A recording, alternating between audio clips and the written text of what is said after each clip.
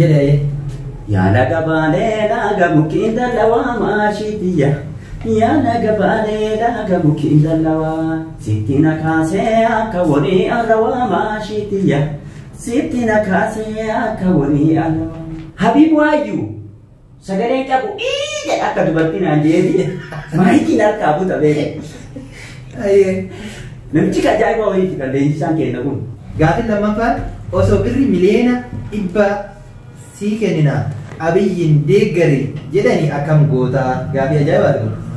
Michuu baay'een qabaa lixa biiftuutirraa dhaamsa koo gahiini Oromoota maraa yoo lubbuun jiraanne turruunlee wal garraa. Sirbaa caaluu keessaa sirbaa caaluu kanatu na sirbisiisuu baatte beektaa sirbuu miti isuma hanga ammaatitti obsee dhaggeeffachuu hin dandeenye. Kuma 700 fudhatanii miliyoona takkaa yoo hin geenye beeki.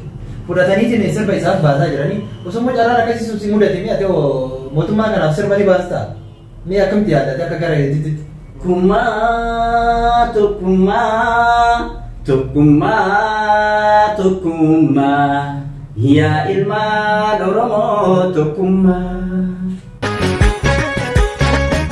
Gaafa guulaa nu guulchisa gaafa duulaa nu duulchisa waan galgala abbaa eeggatu yoo beekatan guyyaan beekatu. Aishama harka fuuni daawwattoota keenya kabajamtootaa fi warreen maatii Kush 5 show jalatti argamtan hundi keessaniyyuu har'a bakka itti argamu jechuudha mana rifeensaa kanatti argama maaliif yoo jettan artistii keenya kabajamaa fi jaalatamaa Habib Waayyuu wajjin qophii addaa waan qabnuuf jecha akkanatti hin deemu babbareedeetiin nagadeetiin waan baheef jecha hanga xumura qophii keenya wajjin tura mana rifeensaa kanatti jechuudha yeroo gabaabaa dhuftaniitiin akka asitti sirreeffattaa warri naannoo kanaa jirtan jechuudha mana miidhaginaa jechuudha mana rifeensa itti sirreessa mana miidhaginaatiin akka inni itti na sirreessee wajjumaan daawwadha.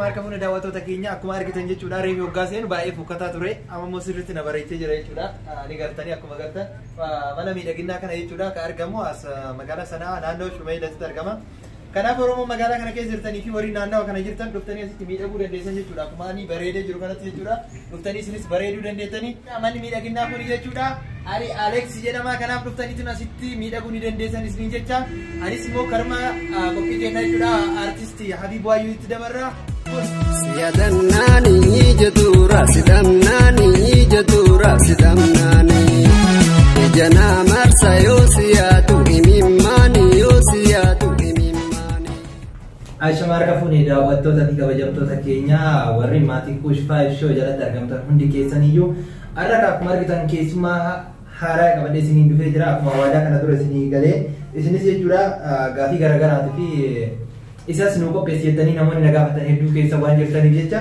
isiniif jecha jechuudha artistii kabajamaa fi jaalatamaa Habib Wayyuu qabadee isiniif dhufee jira mee dursa ka inni nagaa isinaa jedhu korma isaa isin dabarsati.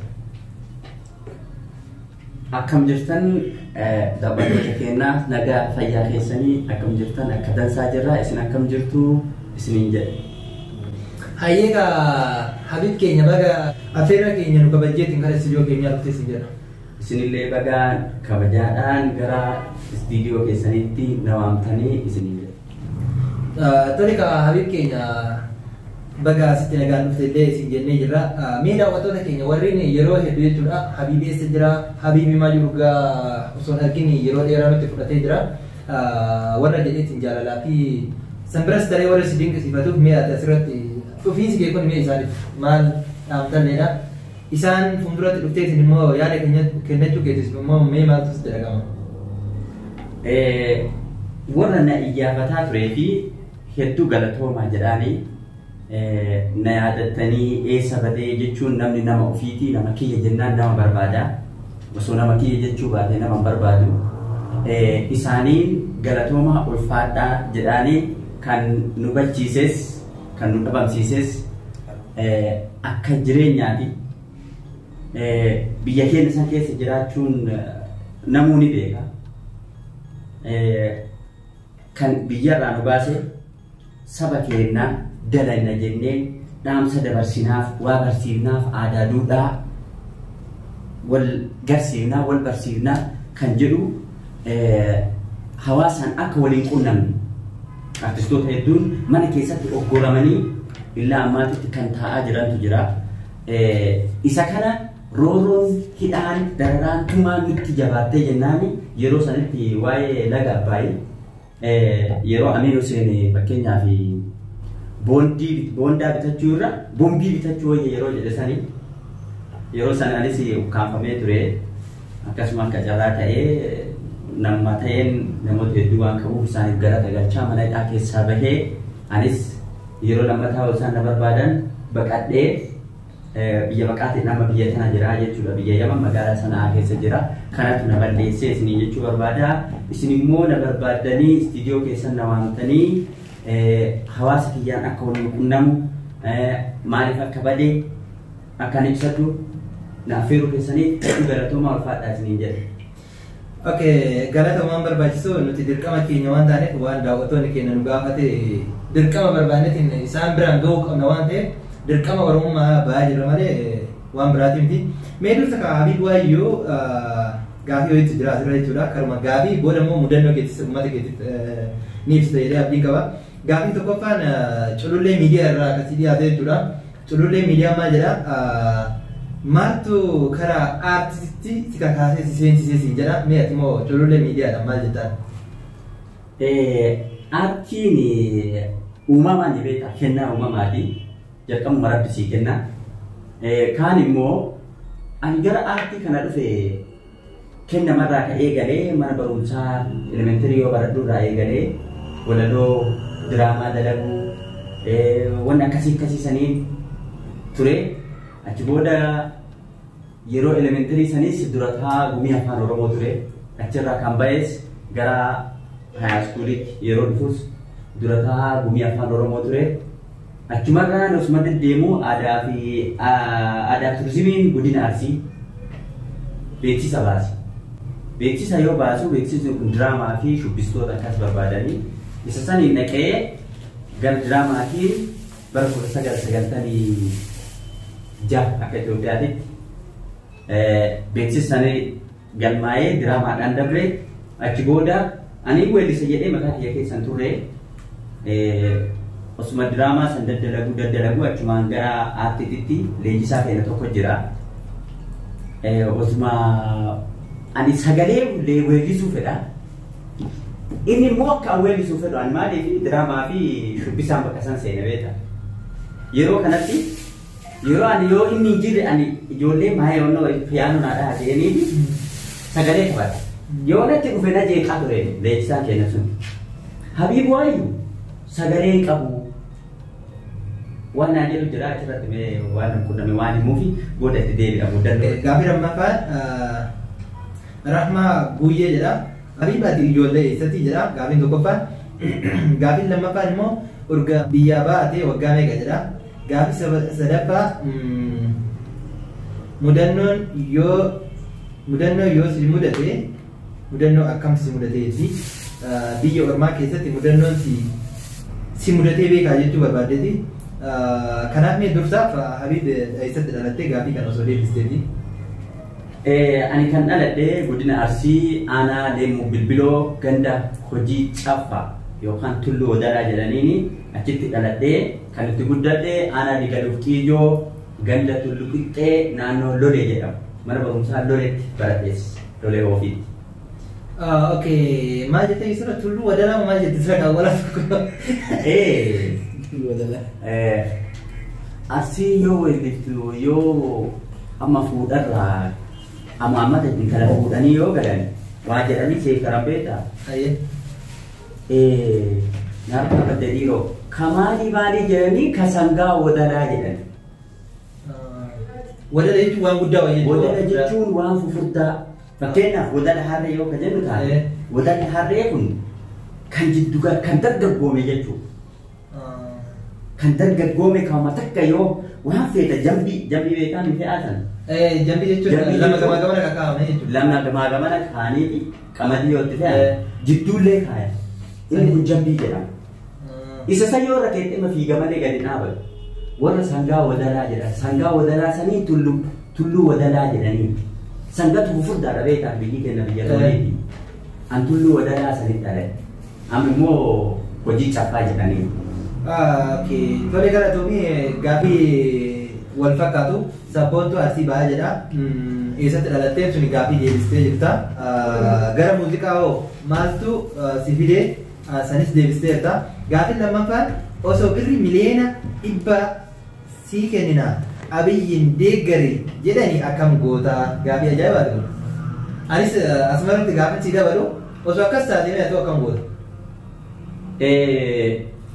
Ani maaliif fakkaate kaayoon kaayoodhaa maallaqni maallaqa. Yoo naa kennan ni fudhadha.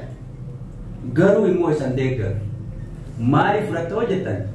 Maallaqni guurame sun Abiyyi kiis ofiitiin ba'a. Kaayyoo faabboo kiyyarraa fuudhe. Obboleeyyan kiyyarraa fuudhe. Kadachii keenyarraa gibiraaf jecha fuudhe. Maallaqicha fudhadhee isa immoo hin deeggaru. Maaliif hin deeggarre beekaa? Uummanni Oromoo miiliyoona kana caala. Kaayoo uummata Oromoo miiliyoona kana caala. Kaayoon hayyoonnii fi warroonni gootota ta'an qaqqaaliiwwan miiliyoona kana caalantu uumate. Waan kanaaf hin fuudhu. Kanaafuu gaafiin kun sabboontuun Arsiituun waan isin si gaafatteef naaf gala. Maaliif yoo jettee yeroo ammaa kana jechuudha artistoonni teenya harki hedduun maallaqa fudhataniitiin gara isaa deebi'anii sirba isa deeggaruufaa sirbaa jiranii. Akka uummata Oromoo ka dhiini uummata Oromoo kan jigaa jiru deebisaniitiin dhoksaa jiranii jechuudha. Saniif amma atis akkuma isaanii san maallaqa san fudhattee deeggartamoo hin deeggartuudha amma gaafiin isaan si gaafataniif malee yookiin ilaalcha biraa si qabaataniif miti. Kanaaf akkuma waliin dhageenya Habiib waayuu maallaqa sonaa kennanii ni fudhadha. Laakiin immoo isan deeggaruu jedhee jira. Kuni dhugaa isaati. Maaliif eenyummaan kamuu ni godhaa jechuudha. Maallaqa fudhachuun maallaqni sun bahu jechuudha. Uummatuma keenya irraa ba'a waan ta'eef. Kanaaf gaafiin isaan si gaafatan dhimma waa'ee artistoota san irratti. Mi'a ta'u fakkeenya artistoonni keenya yeroo ammaa kana jechuudha fakkeenya 70,000 fa'aa fudhatanii osoo maallaqa guddaa fudhatanii akkasii 700,000 fa'aa fudhatanii miliyoona takkaa hin geenye beeki. fudhataniitiin sirba isaaf baasaa jiranii osoo immoo carraan akkasii si mudatanii ati mootummaa kanaaf sirba ni baastaa mee akkamitti yaadate akka gara hedduutti sirbuun sirbama yoo sirban immoo fakkeenya kan godhu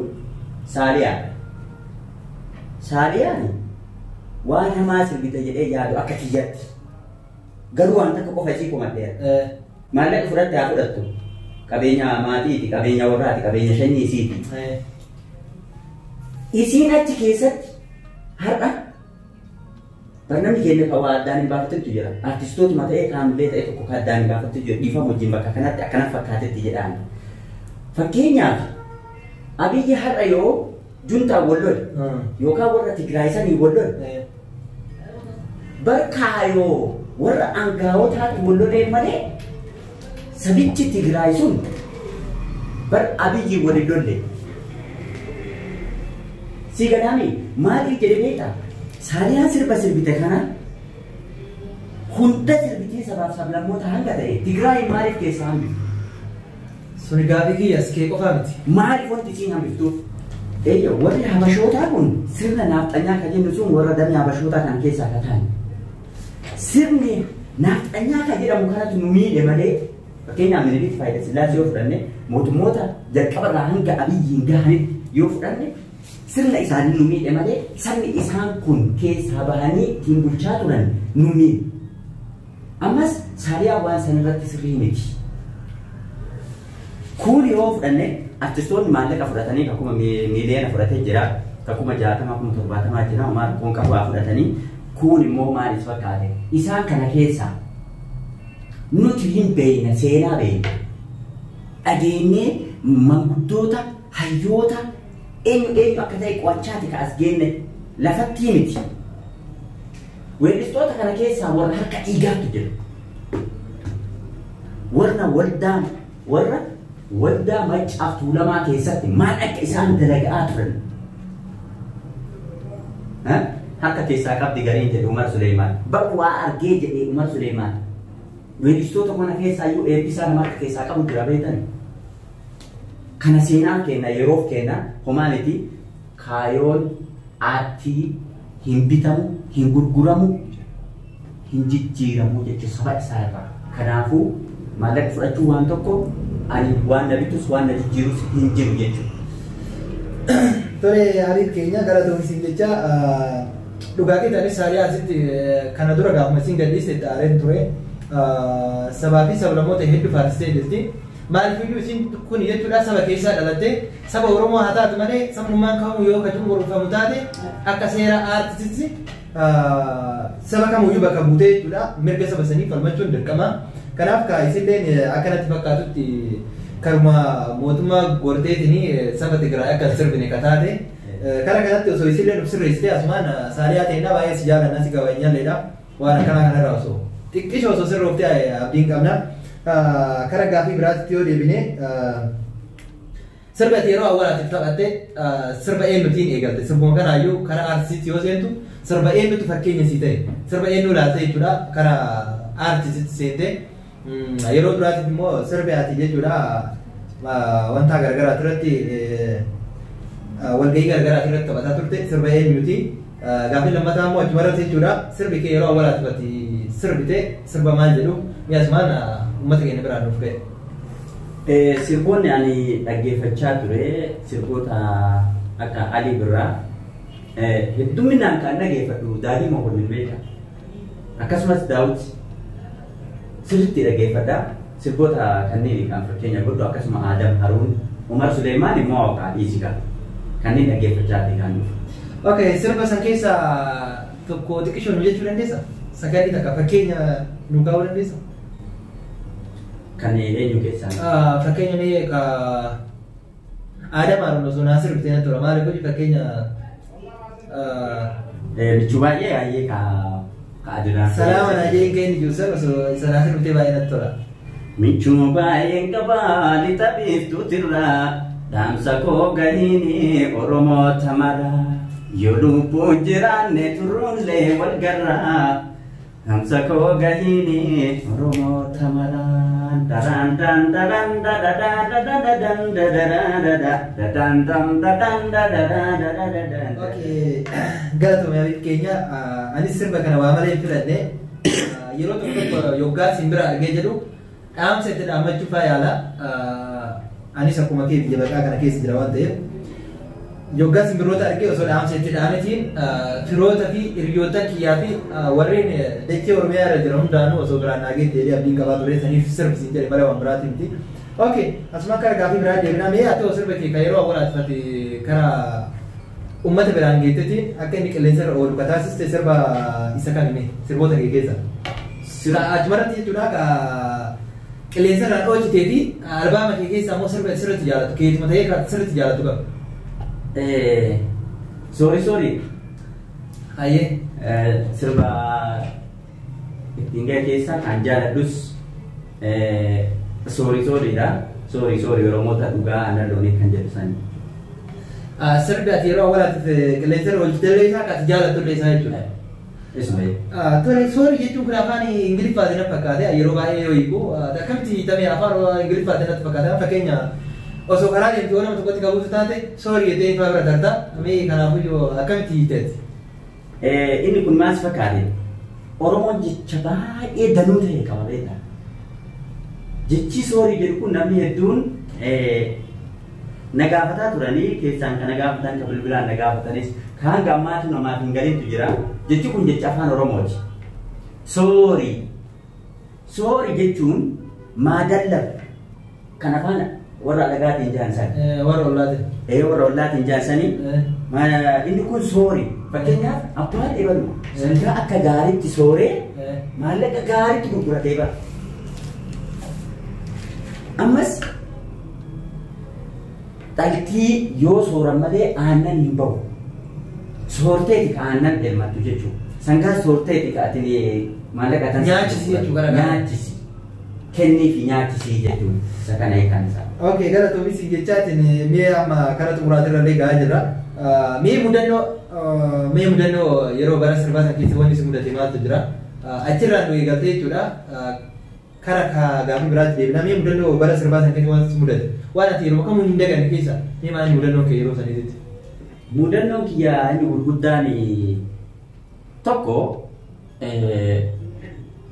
sirbuma kanaa akkanaa itti seenee sirba kanatti naqadhu kan na godhe fakkeenyaaf yeroo shaakalu si tuqee ture yoo ani sagalee maayikii fudhadhee sagalee ani sirbu leenjisichi kenna adaa inni sirbicha kana jaalatee jira beekaa sirba weellisu kana sirbichi ani itti weellisu kuni kan itti shaakalu kuni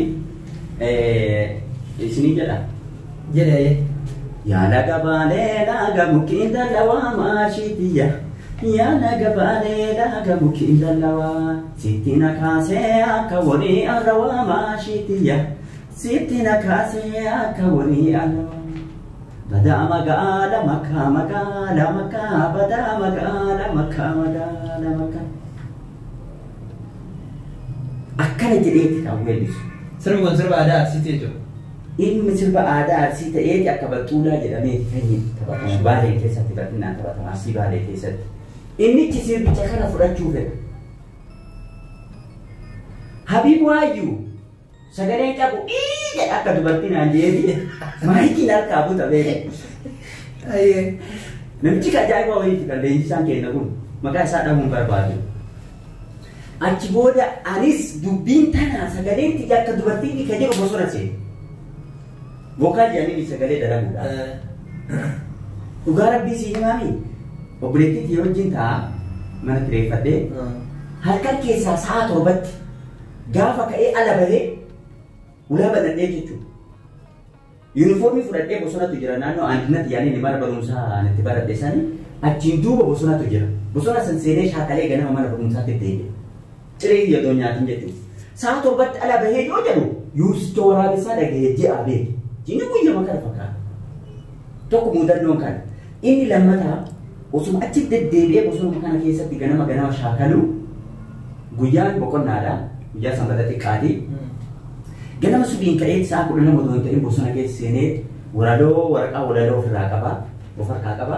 shaakalee yoo deebi'u harkan beektaa achi keessatti waa'ee adda bilisummaa kanatti aangoo xiqqoo akka qabnaa yeroo sanii ijoollee akka nama sadiitiin hiriyoota jajjaboo jiranii mucayyoon akkan jettii hooggantuu teena jira amma maqaa isii dha'uun barbaadu.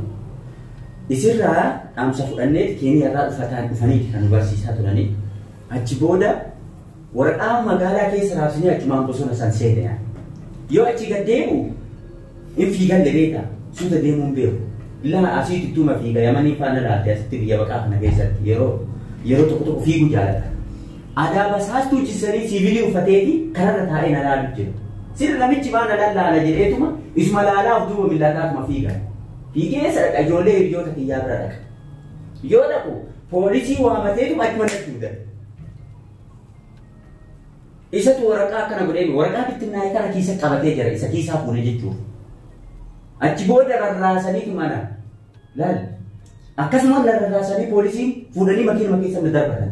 Bar 96 akka Itoophiyaatti 96 gara 7tti yeroo filannooti bee yeroo amma eessa aadaa turizimii leenji'aa jira asiin immoo sagalee kiyya shaakalaa jira 97tti ce'uuf deemnaa siigalee achi booda bulii 40 mana hidhaa keessa achi keessa tumaa kaarabbii kee gaafatu waraqaa kana baasii hiriyoonni kee kamii mudannoo kanatu na mudatee jira. Tole mudannoo baay'ee nama ajaa'ibsiisudha. Asirratti jechuudha leenjistoonni jechuudha yeroo ammaa kanas ijoolleen teenna ijoollee warra harka qalleeyyiitu waa'ee aartii kana jechuudha sagalee ofii kana sagalee saba isaanii ta'aniitiin saba isaanii bakka bu'aniitiin isaaniif bakka bu'aniitiin sagalee kana dhageessanii jechuudha. Mee warra akka ammaree jechuudha itti gaafatamaa kee kana ka sagaleen kee hin taane jedhee sirba kee fudhachuu deemu kanaaf mee dhaamsa itti dhaamtu maaltu jira hedduutu jira warra kanaaf mee warra akkasii kanaaf dhaamsa akkamii maal dhaamsitaa? Inni kun maalis fakkaate dadhabbina kaayi beekte osoo dadhabbina qabaachuu baate hubannoo qabaate namaanuu walaloo naa kennaa hojii dhabbaa feesisii kenna beekta. Ammas yeroo gara sirbaa kana dhuftutti yeroo akka ammaa kanaa miti amma yeroo artistoonni walii dhufanii waliin mari'atanii sirba naa laalii jedhanii walii laalanii ture yeroo kenna sanitti baay'ee ulfaata. Maaliif yoo ati xiqqoo walalootti guddiftee yooma san taksi jalaa godheetuma ofumaa gabaarra oolfata yoo horii qabaate jechuudha. Fakkeenyaaf leenjisaan kenna kuni ijoollee fakkeenyaaf waliin leenji'aa turre jira. Warra inni sirba jalaa fudhatee jira fakkeenyaaf Kadir Shibirree akkasuma immoo Ibrahim Muhammad. Ijoollee kanneen jalaa fudhatee hanga istiidiyoo deemanii walii mataa turan. Kunillee hojjetee fide kunillee hojjetee fide. Kabira fidan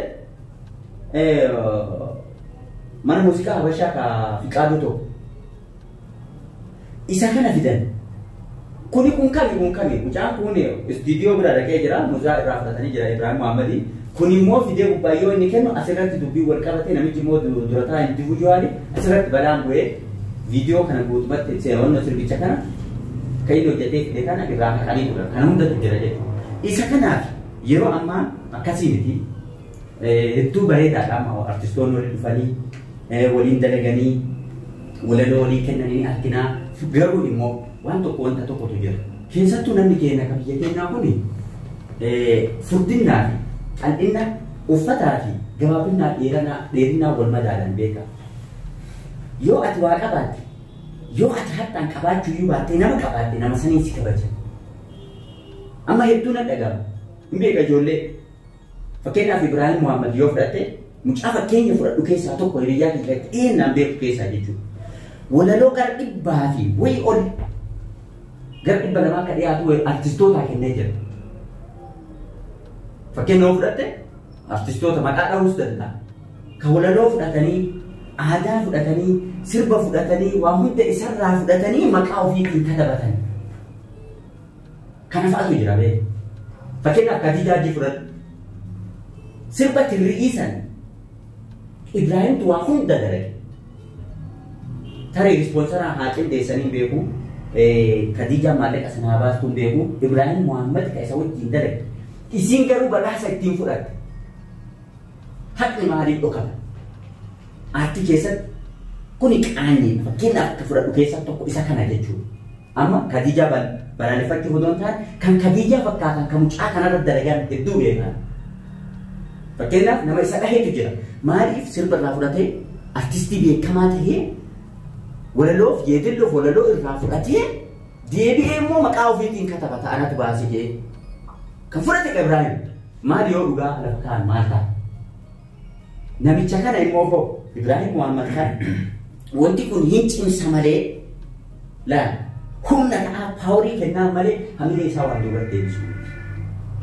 Innis akka jabaatee burgal magamu asumaan jajjabinna isaaf hawaa akka inni cimu bor mul'ata gaarii akka inni qabaatu artistoonni keenya immoo waan taatee nama isin cinaa dhaabbate yaadaanis waan hundaanuu akka galateeffatan akka haqaa lafa keessan jaanis asumaan dhaamsa dabarsaa.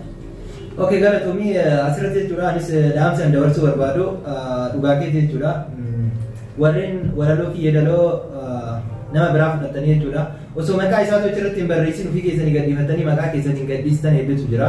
Kuni baay'ee waan nama dabbaruudha. Maaliif waan fedhes yoo ta'e anaan fakkeenya jechuudha nam tokko diraamaa tokko yoo naa kennitiin diraamaa san yoo ka dalagatu taate dirqama eenyu akka barreessu diraamaa san barreessan eenyu akka ta'e dirqama barreessuu qaba. Maaliif yoo ta'e isatu naa kenne waan ta'eef yaada san. Barreessan ibalu jedhee gulaalallee ibaluun akka ta'e san biratti immoo taateewwan illee eenyu akka ta'e barreessuun dirqama kiyya. Kanaaf isinis jechuudha warreen walaloo fi yeedaloo isiniif kennanii osoo maqaa isaanii hin tuqin bira dartan booda seenaa isin gaafata. Akkuma amma seenaan isin gaafataa jiru kanatti kanaaf waan isinirraa barbaachisu miti. Maaliif maqaa namaa isaa yoo dhooftan waan isinirraa hir'atu tokko hin jiru jechuudha. Mee warra Habashaa jala seenate ilaala. Maqaa isaanii tokko tokko wal baataniitiin wal barreessan. Nuti immoo Oromoo wal tuffanna waan ta'eef kabara walaloo fi yeedaloo sana irraa fudhattanii jettan booda deebistanii isuma tuffattan kun waan isinirraa barbaachisu miti. Tole Habib keenya karaa xumuraatitti osuma deemnu urga biyyaa baate waggaa meeqa biyya namaa kana keessatti hoo mee mudannoo tokko itti kan hin deeganne tokko nuufii miti karaa goola buusitti deemna. Erga biyyaa bahe yeroo mallas bahe sani beektaa yeroo mallas ana biyyarraa baasee achumaan kutee rakkoo isan deebisiniiti. Inni deemu. Amma gara waggaa 9 moo akka 10 deema. Erga biyyarraa bahe. Tole erga biyyaa baqaa kana dhuftee mee mudannoo tasuma hin deegadhu jettee ati yaaddu mee mudannoo akka? Yeroo baadiyyaa ture beektaa akkuma baheen baharaas baheeti oorruu nageessini dalagee jedhanii jimatu jira beektaa oorruu jimaatu jira. Amma bira na fidanii kan takkaa biyya sanitti beektaa qonna illee yoo ta'e xiqqoo qoqqoota malee hedduu qotee hin beeku. Amma silaa ka waa daddalaguu waan hafnee miiree amma ijoollee gara itti deemuun beeku ijoolleen keenya fuuldura hin jirti magaalaa sanaa jirti achirraa fageenyaa miti. Hanga ijoollee san akka dhutti ta'eeti oorruu deemee ijoollee oorruu nageessaniiti dalaginaan jedhanii amma namichi deemeeti akka godhinaan jedhan hin beeku maxiiraa baasinaan jedheti maxiiraa jedhanii tokko xinqisha jedhanii xinqisha jechuun kun afaan arabiitiin qotuu jechuu itti qotuu ka jennuun san itti haadhuu san jechuu jimaan dheerattee jirti beektee irraa guuraa geesse kun immoo maxiiraa jedhama maxiiraa jechuun kun bishaan obaasanii beektee bishaan laayini isaan jiru bishaan bo'oo kanatti bo'oo tolchitaa fi isaan maxiiraa kana naan jedhan ani waan qofforan seeti waan kotokotan seeka itti jedhee jimaa kana irraa lafatti afaa waliin guutumatti haa jima maantu maal irraa duduutti jedhe hedduullee qabu beekaan fuudhee kana bareedee qofa afaan kaachaatuma yeroo amma sa'aatii 3 achi nageessanii sa'a 5 yoo ta'u harki kiyya kun guutuun buqqachaa'ee asirraa gubbarratti na bahe kun kaa ciraane jimaadhaa kaa jimaa nagaa dheerata waan kana namuudha. Tole Habib mee waan si gaafachuu hin daganne keessaa maal akka si gaafachuun fedhu beektaa yeroo biyya jirtu jechuudha walgahii tokko tokko irratti hoggaa hirmaattu boota gurguddaa irratti hirmaattee hoggaa sirbitu poolisaan eegamaa turte. San keessaa baatetiin erga biyya namaa kana dhufteetiin uummata Oromoo fi saboota hedduutu jira biyya kana saba Itoophiyaa hundatu as keessa jira. Mee uummata kana keessatti yoo dhufe uummanni akkamitti ilaalaa turan si'oo maal sitti dhagahame hojii xiqqoo walitti gabbuutee yoo dalagu kana keessatti mee wanni sitti dhagahamu keessatti wanni sitti dhagahamu gammachuus haa ta'u gaddas mee wanni sitti dhagahamu uummata keessa ibsite maaliif nam tokko tokko bootaa guddaarraan gadi bu'ee jechuudha akka jaraa ta'e bootaa xiqqaatti hoggaa gadi bu'u yeroo tokko tokko immoo biyya ofii akka gammachuudhaan jiraatu tokko biyya baqaa kana yoo deemetiin haalli jijjiiramaa ta'e mee jireenya kana keessatti wanni sitti dhagahamuu fi wanni barumsisittee maaltu jira? Wanti barnoota naa ta'e waa hedduu jira maaliif Oromoo yoo jettu beeta waa jetti akka cabanitti bokkolanii jiran. Ammas maaliif biyya dhaqe fakkaata jedha. Uumamanii akkasii jedhan. Maali beeta biyya kiyya itti deebi'a, hawaasa kiyya itti deebi'a, abdii itti qaba jechuudha. Baqachuun na duula hedduu baqatanii waan na fuuldura jiraniif waan gaddu takka hin qabu. Bahuu garuu gadduun kiyya naaf beeke keessa kiyya. Fuuldurri kiyya ifa godhadheeti. Ammas weellistoota hedduu as dhufan beekte. Weellistoonni hedduu as dhufan ani nama kanaatii waa akkanaan dalagu waan jedhutu jira. Nama hedduu arge kaasii amma na biraa deebi'aatti jira. Kaasirraa tarii biyya biraa deemanis jiraachuu mala. Ani akka dhufeen Oromtoota as keessa jiran, baqattoota as keessa jiran laalee arkee maal akka dalagan adda baafadhee anis dalagama isaanii sanitti seera. Maaliif beekte? Ati hin jiraadhee boru nama tahaa yoo jette akka jirtu sanitti nama jirtu sanitti biyya jirtu sanii wal fakkaattee jiraattee nama ta'uu. Akkasii fuuldura kiyya ifa godhadhee Oromiyaattis ni deebi'a jedhee abdii rabbiitiin bifa kanaan jira jechuudha gammachuu jedhama. Tole erga biyya kana dhuftes sirboota dhiisteen turre hojjetaa tumaan turte sirba tokkos yeroo dhiyoo ture eebbisiistee turte.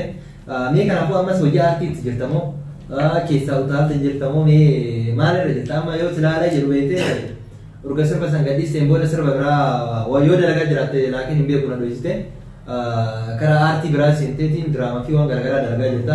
Mee asirratti sirba itti hojjetaa jirtamoo mee maalirra jirta? Biyya Yaman kana keessatti beektaa haalli hedduu siif mijaa'u akkuma reef jenne san biyyattiillee biyya lolaatii haalli jirullee yoo adaalee ilmaan guddisuu hojii amma ilmoos horannee jirra ilmaan guddisuu hojii hedduu si rakkisa. Ammaa fi Yaman kana keessatti sirba dhaabee jira. Garuu aartiin hin dhiisoo jettillee sin dhiisu kunoo yoo amma sirba dhaabes diraamaa dalagu jirra.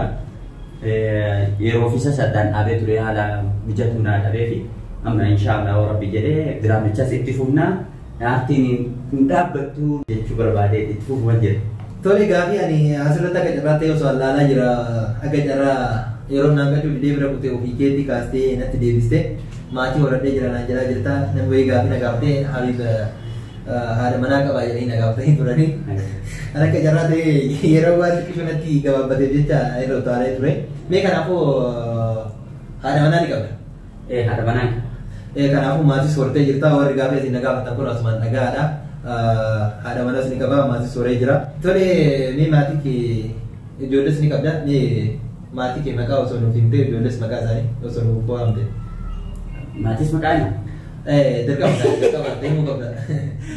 Egaa maatiin haati warraa kiyya Misraa Murataa Baasaa jedhamti.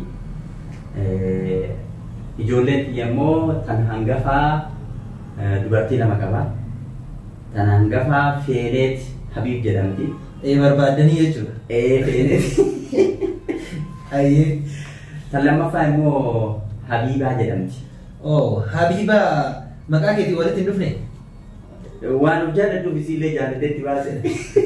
Tole baay'ee waan nama gammachiisudha. Rabbiin umurii si haa dheeressu, Rabbiin si haa guddisu, qaba akka geeddu Rabbi si haa taasisu. Tole asimammee sirba jaalatamaa keenya jaalatamaa fi kabajamaa keenya artist Haacaaluu Hundeessaa sirba tokko osoo nuti sirbite.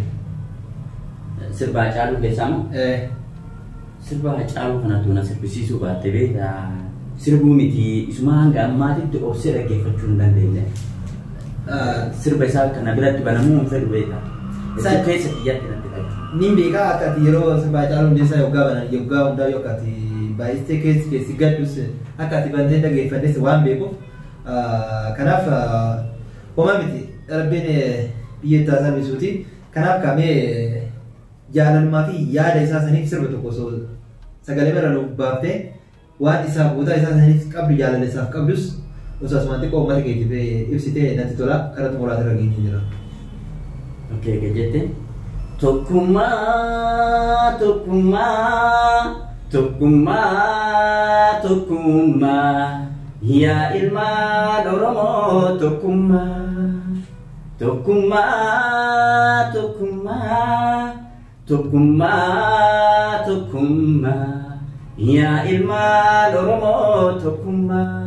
Okay, Habib keenya galatoomii mee jaalala isaaf qabdus osoo xiqqoo isiirra nu buuste namoonni artistoonni teenas osoo fakkeenya akka isaa kana ta'anii san birattis jechuudha yaada xumuraa mee asumaan kennadhuuti karaa xumura kennan deema. Egaa jaalalli Hacaaluuf qabu hagana jedhee ibsuu hin danda'u. Inni siidaa yoomiyyuu hin jigne onnee kiyya keessaa fi onnee Oromtoota hunda keessaa qaba. Kaayoon isaa yaa Oromoo kaayoo inni isaa jigeef kan akka Haqqee Maaramee fa'aa akkasuma Eebbisaan fa'aa Yoosef Gammachuu fa'aa weellistoonni keenya akkasumas hayyoonni gurguddoon achi guutee dhabneef kan jiraniif kan hin du'eef hin jiraa isaan beekne ani hunda dura Haacaaluu fi Jawaar irraa namni hin hafa jedhee Oromtoonni hin hafan jedhanii hagaadhaatti sammuu kiyya keessatti yaadeen beeku. Garuu Oromoon yeroo ammaa kana keessattuu alaaf keessaan cal jechuun kun maaliif akka ta'e naaf galu dide. Sila diinumatti nu keessa seenee kan hunda addaan nutti neesse maaluma rakkoon tun. Yaa Oromoo keessallee alallee diyaaspooraanis wal tahaati. Hayyoota keenya kan mana hidhaa keessa jiran akka galuu yaa'an godhaa. Yeroo muraasaan booda iyyanii cal'isanii akkuma nuun jettu alagaan akkasuma taanee na fakkaata. Keessi keenya nu gubate waan taanu dhabne biyyi jirru biyya biraami biyya hamtuu keessa jira nuti. Kanaafuu akkatti jirru jirra. Yaa Oromoo nu iyyaa gabbahaati ka biyya keessaas ka biyya alaatis hin cal'isinaa jechuu barbaada. Tole galatoomii Habib keenya maqaa kiyyaa fi maqaa daawwattoota kiyyaan galata guddaa qabda. Afeerraa kiyyaa kabajamaa taateettiin jechuudha eeyyamamaa taateessitti argamu guddaa galatoomii siin jecha daawwattoota fi kabajamtoota keenya warreen maatii Kush 5 show jalatti argamtan hundi keessanii jechuudha. Har'a akkuma argitan artistii keenya kabajamaa fi jaalatamaa Habib Waayyuu asitti argamee jira. Yaada qabuuf isiniif himee jira. Sirba Hacaaluu Hundeessas asumaan isinii sirbee jira jechuudha tokkummaan keessan ammas akkuma itti fufetti haa ta'u Habib keenya galatoomii si jira. Ayyoo faadha. Ayyoo faadha. Galatoomaa fayyaa.